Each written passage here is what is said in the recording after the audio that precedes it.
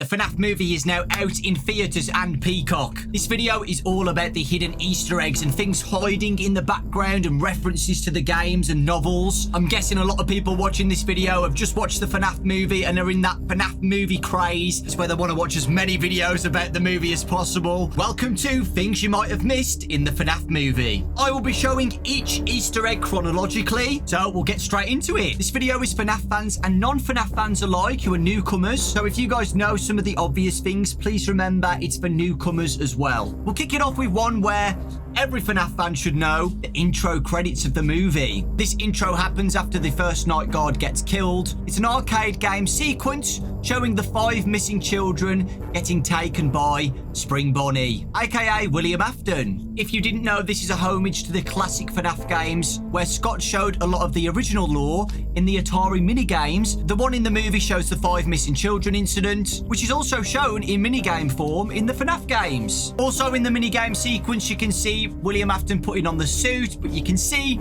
that it's Purple Guy. Purple Guy is William Afton in the minigames. We've called him Purple Guy since FNAF 2. The second Easter egg is the Dream Theory book. The dream sequences in the movie are actually a very important plot where Mike continuously forces himself every night to have the same dream about his younger brother Garrett going missing. He does this to try and find out who the kidnapper is, because he believes that memory is still locked inside of his head, and continuously dreaming about that will eventually show who it is. The Dream Theory book is an Easter egg because that is one of the most controversial theories in the FNAF fanbase. The Dream Theory states that the original games are all just a dream. None of the events that happen in those games actually happen. They're all just dreams inside Michael Afton's head. It was pretty funny to see it in the movie. In Steve Raglan's office, if you look on the desk, you can see his set of keys. On the set of keys, however, is a lucky rabbit's foot. I thought this was a really cool small detail, clearly hinting that Steve Raglan is the yellow rabbit. The next one takes place where Mike is talking to the doctor. If you look at the blackboard behind them,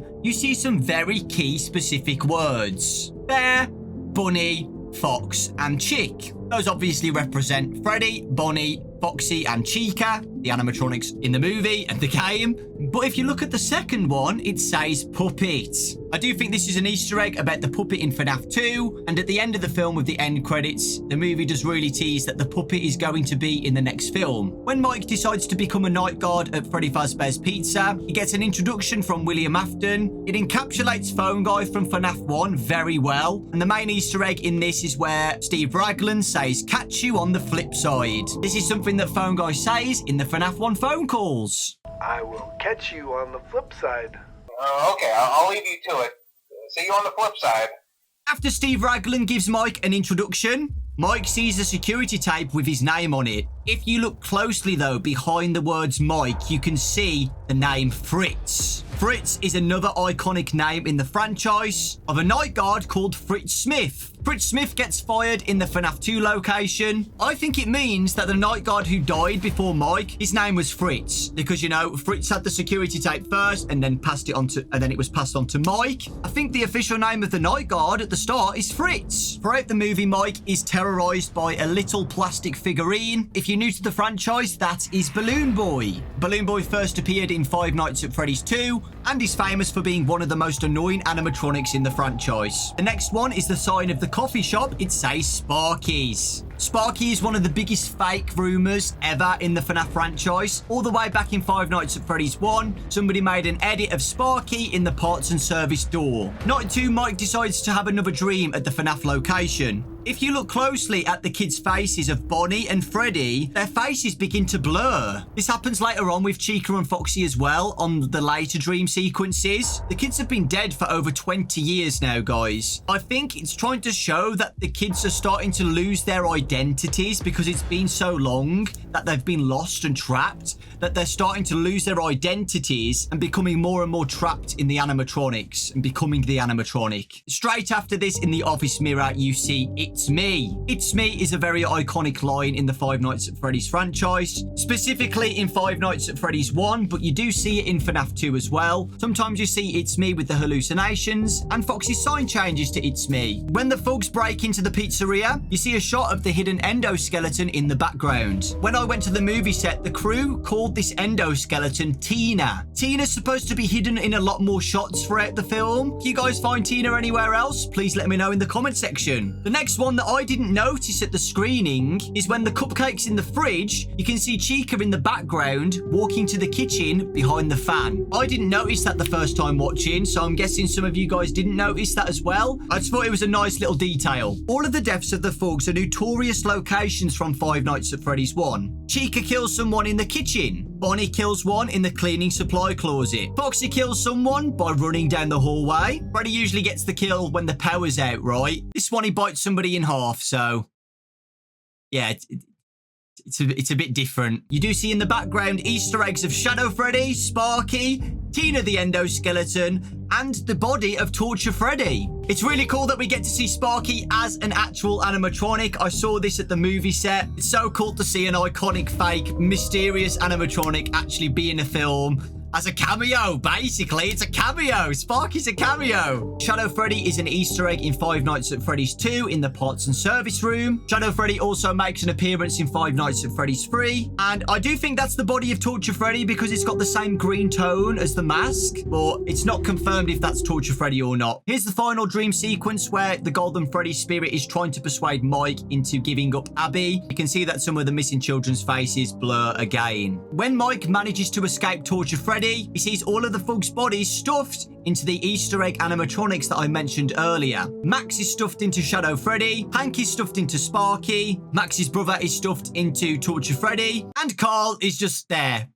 This isn't really something that you missed, but I wanted to include this. I really like the photo and the look of classic Spring Bonnie with Vanessa. It is such a terrifying moment to see that Vanessa is holding the plane. That is the plane that Garrett had. He gave the plane to his daughter, Vanessa. I think that's extremely sickening and something that William Afton would do. William Afton treats that plane as a trophy. Serial killers like having trophies of their kills. The fact that he gave that trophy to Vanessa to play with is terrifying. The other thing to mention is the doll Springlock suit in the movie. That is actually a doll in the Fnaf books. There's a book called 1:35 AM about this doll called Ella. Ella the doll is also in the Silver Eyes trilogy. This is the first time Ella the doll is represented as a Springlock suit. I would treat it as a little Easter egg, and Scott decided to use Ella's design as the Springlock suit for the movie. If you haven't read the Silver Eyes, there are two scenes in the climax of the film that are very similar to the books. Number one is when Abby is hiding behind the arcade cabinet. That is actually the first scene of the Silver Eyes, where the main character in the book, Charlie,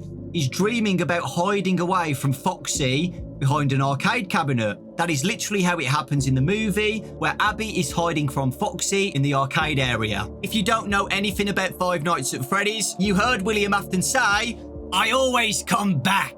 You probably thought that scene was pretty goofy and you had no idea why he would randomly say that. That is an iconic line that William Afton says in the FNAF franchise. I always come back. And throughout the games and throughout the lore of the story, William Afton always comes back. William Afton in the games gets spring-locked and he comes back as Springtrap, where he's dead inside the suit, but he's still controlling it. And even after that, he comes back again and again and again. William Afton always comes back. It was really cool as a FNAF fan to hear William Afton say that. I can understand why people would think it's a bit goofy. William Afton knows everything about the ghost kids possessing the animatronics, and he knows if he's going to die in this Spring Bonnie suit, he's going to come back possessing that Spring Bonnie suit. The next Silver Eyes connection. After when William Afton gets spring-locked, the animatronics drag him away into the shadows. This is exactly what happens in the Silver Eyes book as well. The difference is that the main character, Charlie flips a switch on the Spring Bonnie suit that triggers the spring locks, killing William Afton, and the animatronics drag him away. The difference is with the movie is that the animatronics kill William Afton instead. After the movie is finished, we get a mid-credit scene of Corey Kenshin with Balloon Boy once again. Is it a hint that Balloon Boy is going to be in the next movie? After the mid-credit scene, this definitely confirms that somebody very specific is going to be in the next movie. After the mid-credit scene, Grandfather's Clock starts to play in the credits.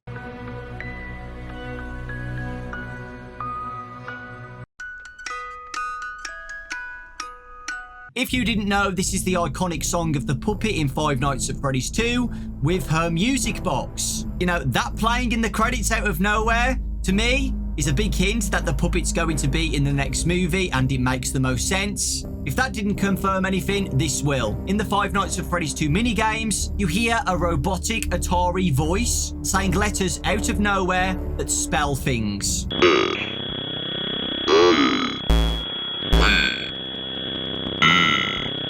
One of them is save them. Scott and Blumhouse used the same voice to tease what's coming next. C-O-M-E-F-I-N-D-M-E.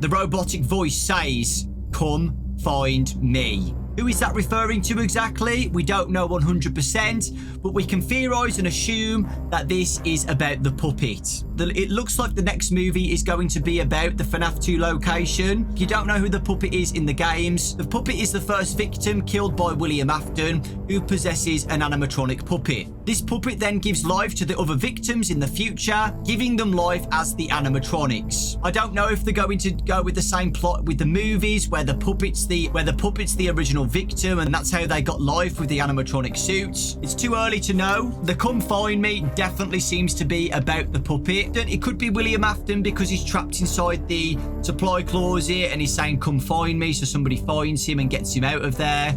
Or it could be the Golden Freddy spirit. We don't know. But that is everything that I found watching it 3 times. I've probably missed loads of stuff, guys. I've probably missed some small little details in the background. I don't know. I feel like we found quite a lot, so I hope you guys enjoyed this video. Did I find anything new that you guys didn't know about? Please let me know in the comment section. But also let me know if I've missed anything. Are there any more locations where Tina the endoskeleton is hiding in the background? Are there any more It's Me's in the background somewhere? Please let me know. I hope you guys enjoyed this. I found this a lot of fun. And like I said, the movie's out on Peacock. So if you guys have got a Peacock account, you can watch the film as many times as you want in full detail and pause the video and see if you guys can find anything. In the future, I'm sure the FNAF movie will be out on other streaming platforms too. So, you know, if you guys want to go Easter egg hunting, go for it. Take care. Lots of love. Thanks for watching. And I'll see you all next time.